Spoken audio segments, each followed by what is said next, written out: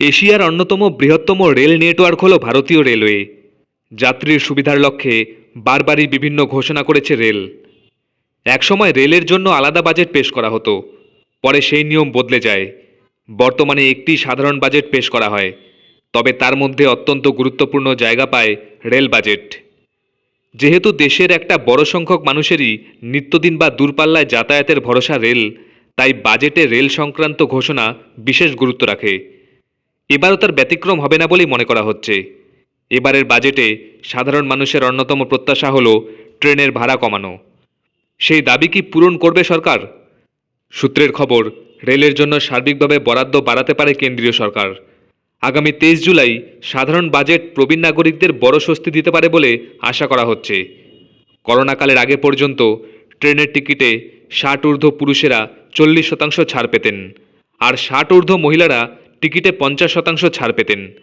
কিন্তু 2019 সালের শেষ ভাগ থেকেই সেই ছাড় বন্ধ হয়ে যায়।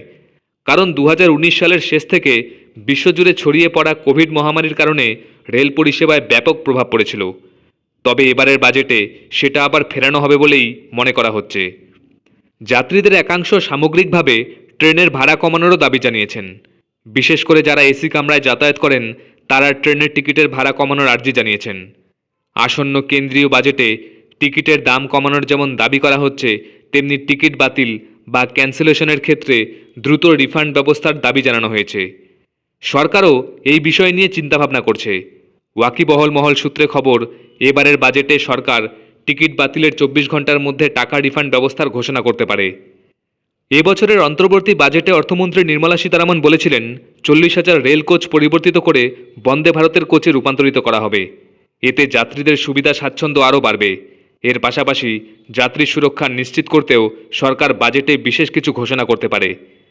জেনারেল কোচে ভিড় কমাতে এবং ট্রেন দুর্ঘটনা রুখতে সরকার বাজেটে কবচের মতো অত্যাধুনিক প্রযুক্তির ব্যবহারে জোর দিতে পারে। পাশাপাশি রেল নেটওয়ার্ক সম্প্রসারণেও জোর দেবে।